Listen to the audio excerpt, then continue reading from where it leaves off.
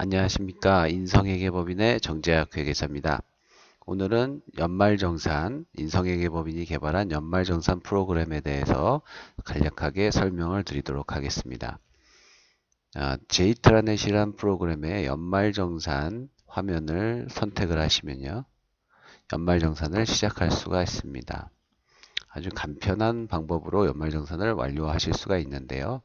연말정산 시작하기를 누르시면 첫 번째는 기본 설문부터 시작이 됩니다. 본인 정보와 배우자 정보, 그리고 부양가족 여부에 대해서 설문이 시작됩니다.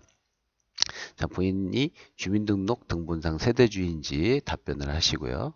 본인이 장애인인지 여부에 대해서 답변하시고, 배우자가 있는지 없는지, 그리고 배우자가 있으면 배우자 공제가 필요한지 등의 여부에 체크를 하시게 됩니다.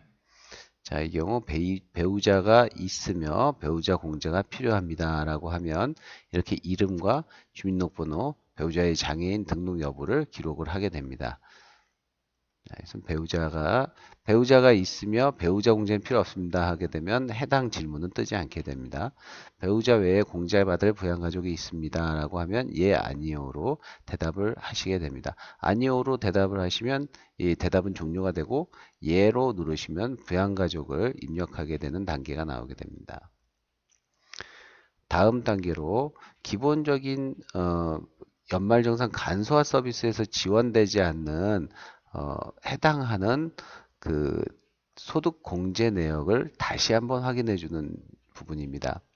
그래서 주택 임차자금 차입금의 원리금 상환액 공제에 해당 사항이 있는지 그 요건을 하나씩 설명을 드려서 해당 사항이 있으면 체크를 하는 거고 해당 사항이 없으면 체크를 하지 않습니다. 그래서 기존에는 이러한 요건에 대해서는 알지도 못한 채 이런 원리금 상환액 공제가 해당 사항이 있느냐 없느냐 하고 체크를 하는 부분이어서 상당 부분 해당하시는 근로자분들도 혜택을 못 보는 경우가 있는데 꼼꼼하게 읽어보시고 해당 사항이 있으면 체크를 해주시기 바랍니다.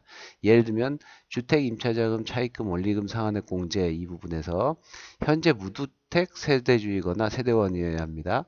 그리고 국민주택 규모의 주택이어야 되고 총 급여액이 5천만 원 이하여야 되고 금융기관에서 차입을 했다면 일주일 전후 3개월 이내에 차입을 위한 자금이고요.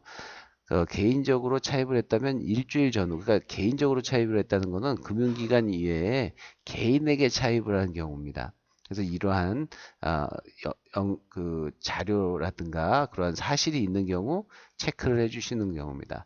나머지도 주택 저당 차입금 이자 상환의 공제라든가 청약저축, 근로자 주택마련저축, 그리고 월세 납입액 여부, 벤처기업에 투자한 사실 여부, 안경 콘택트렌즈 시력 교정용임을 안경사가 확인한 영수증을 보관하고 있는지 여부, 이런 경우에도 여러분들이 안경은 몇 년에 한 번씩 하시니까 꼭 영수증을 보관하시고 세금 혜택을 받으시기 바랍니다. 보청기, 장애인 보장구 등 의료기기, 취약자 아동에 대한 학원비, 이런 취약자 아동에 대한 학원비는 특히 간소화 서비스에서 제공되지 않는 경우가 상당히 많습니다. 그래서 이런 부분은 꼼꼼하게 취약자 아동에 대한 학원비라든가 교육비 납입 증명, 어린이집이나 유치원에서 꼭 청구를 해서 받아서 혜택을 보시기 바랍니다. 방과 후 학교 수업용 도서 구입 증명서 이외에 간소화 서비스에서 제공되지 않는 종교단체 기부금, 사립학교 교육비 등 영수증을 꼼꼼하게 챙기시기 바랍니다. 그래도 위에서 명시하지 않은 기타 공제사항이 가끔씩 있는데요. 이거에 해당하는 경우는 거의 없지만 나는 이런 해당 사항이 있습니다라고 하시는 경우 텍스트로 이렇게 기록을 해 주실 수가 있습니다. 자, 여기서는 이런 예를 들어 주택 임차자 차입금과 취약자 아동에 대한 학원비 그리고 이외에 종교단체 기부금 간소화 서비스에서 제공되지 않는 종교단체 기부금이 이렇게 세 가지가 있는 경우를 체크를 하고 다음 단계로 넘어갑니다. 그래서 부양가족이 아까 있다고 얘기를 했으니까 추가를 해서 간편하게 그 부양가족이 본인의 부모님인지 배우자의 부모님인지 자녀 입양자인지 손자 손녀인지 자녀의 배우자인지 이 가족관계를 입력을 하게 됩니다. 이렇게 해서 해당 가족의 이름을 넣게 됩니다.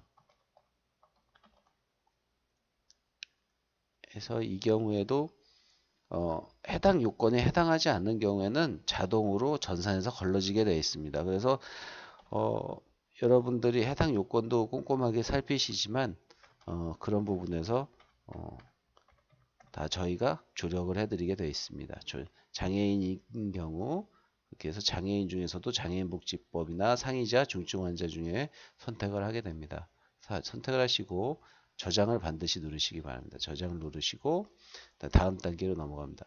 자, 이제 벌써 연말정산이 다 끝났습니다. 이런 간단한 절차를 통해서 그 다음엔 파일을 첨부하게 되는데 아까 말씀드렸던 이런 부분들 임차자금 원리금 사면 공제에 필요한 자료, 교육비 납입증명서, 사립학교 영수증 같은 경우를 증빙 파일을 첨부를 하게 됩니다. 그래서 파일 첨부하고 연말정산 간소화 서비스 파일은 반드시 첨부를 하셔야 됩니다. 그래서 연말정산 간소화 서비스는 여러분들이 국세청 홈페이지에 들어가게 됩니다. 국세청 홈페이지에 들어가셔서 예를 들어서 그 조회 발급을 누르셔서 조회 발급으로 들어가십니다.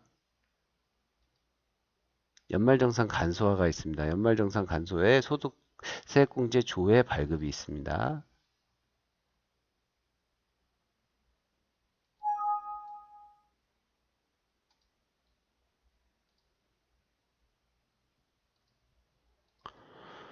여기서 여러분들이 예를 들어 2015년 걸로 예를 들면 이렇게 여러 가지 항목들이 있는데 한 번씩 이제 먼저 검색을 하게 됩니다.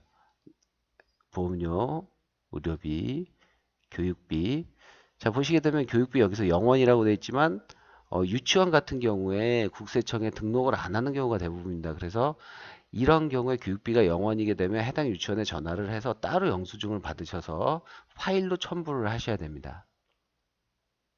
예를 들어서 내가 1년 동안 유치원에 한 달에 20만 원씩 240만 원을 납부를 했다. 그런데 여기가 0원이다 하면 해당 유치원에 전화를 하셔서 팩스로 또는 PDF로 자료를 받으셔 갖고 아까 그 파일로 첨부를 해 주시면 됩니다. 이렇게 해서 한꺼번에 전부 다 확인을 하시고요. 자, 조회한 항목을 한 번에 내려받기 이 부분을 클릭을 하시게 됩니다. 그렇게 되면 해당 금액이 있는 부분이 클릭이 되고요. 이 부분을 내려받기를 누르시게 됩니다. 저장은 다른 분으로 저장해서 뭐 예를 들면 바탕화면에 저장을 해 두시고요.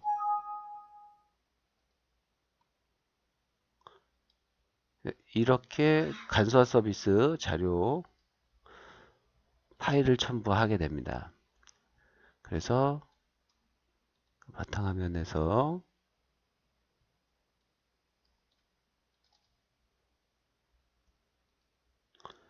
이렇게 되고요. 그 다음에 예를 들면 아까 그 영수증 같은 것들 뭐 예를 들면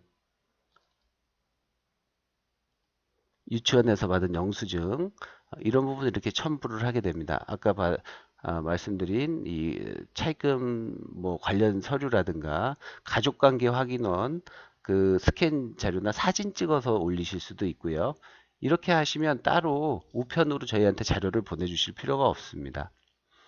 이렇게 해서 다음 단계를 누르시고 서명을 하시게 됩니다. 서명을 하시고 서명을 저장하고 입력 완료를 누르십니다. 자, 이상으로 연말정산이 완료가 됩니다. 이렇게 간단한 방법으로 여러분들이 연말정산은 해서 서명하기 해서 완료가 되면 모두 연말정산이 쉽게 완료가 되도록 하겠습니다. 그래서 여러분들도 빠짐없이 그리고 쉽게 연말정산 혜택을 받으시기 바랍니다.